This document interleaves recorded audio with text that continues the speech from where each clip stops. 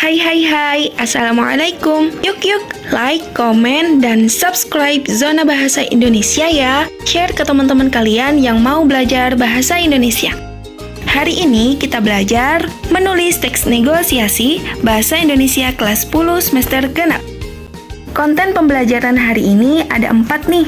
Pertama, pengertian menulis teks negosiasi.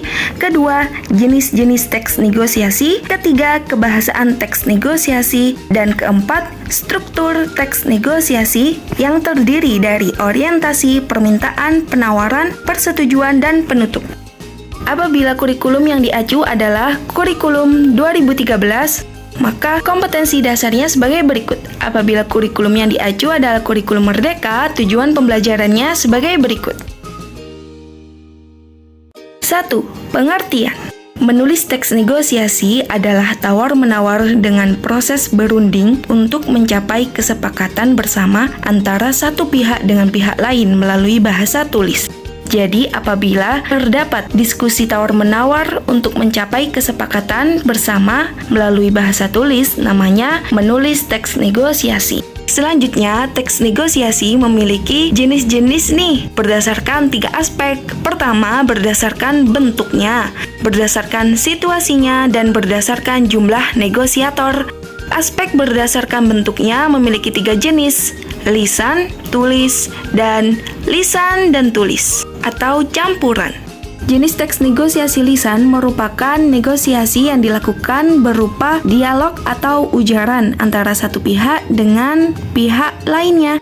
Sedangkan jenis teks negosiasi tulis merupakan negosiasi yang dilakukan antara satu pihak dengan pihak lainnya berupa tulisan. Kemudian ada jenis teks negosiasi campuran nih, yaitu lisan dan tulis. Maknanya negosiasinya dilakukan berupa tulisan kemudian diujarkan. Berdasarkan situasinya memiliki 2 jenis teks negosiasi, formal dan tidak formal. Apabila negosiasinya dilakukan secara resmi, maka itulah yang disebut situasi formal, seperti rapat-rapat kantor. Kemudian ada situasi tidak formal dalam negosiasi.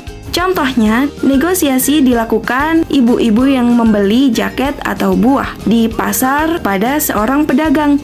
Berdasarkan jumlah negosiatornya memiliki 2 jenis nih, yaitu bersama pihak penengah dan tanpa pihak penengah. Bersama pihak penengah itu contohnya seperti ini. Ada seorang investor yang ingin membeli suatu tanah. Kemudian tanah itu hendak digusur. Ternyata warga belum ingin pindah dari tempat tersebut. Nah, akhirnya membutuhkan seorang negosiator menegosiasi penggusuran tersebut. Dialah yang berperan menjadi pihak penengah saat negosiasi terjadi. Begitupun sebaliknya tanpa pihak penengah. Selanjutnya nih, ada kebahasaan. Ciri kebahasaan dalam teks negosiasi itu ada banyak sekali. Di sini saya memberikan contoh 2 dan 3 lainnya. Pertama, ada kalimat persuasif. Kalimat ini berisi ajakan untuk meyakinkan orang lain agar bersedia mengikuti apa yang dikatakan padanya. Contohnya dalam teks negosiasi nih, bolehkah saya menawar harga apel ini, Bu? Kemudian selanjutnya ada kalimat imperatif berisi perintah yang berfungsi untuk meminta atau memerintah orang lain. 3 contoh ciri kebahasaan teks negosiasi lainnya yaitu interogatif, harapan, dan bersyarat nih. Bersyarat nih, contohnya seperti ini. Bisa ditawar, Bu, tapi jangan ambil yang besar-besar dan bagus-bagus saja ya. Konten pembelajaran kita yang terakhir, struktur teks negosiasi. Dalam menulis teks negosiasi itu harus mencakup 5 strukturnya. Yang pertama ada orientasi, permintaan, penawaran, persetujuan, dan penutup.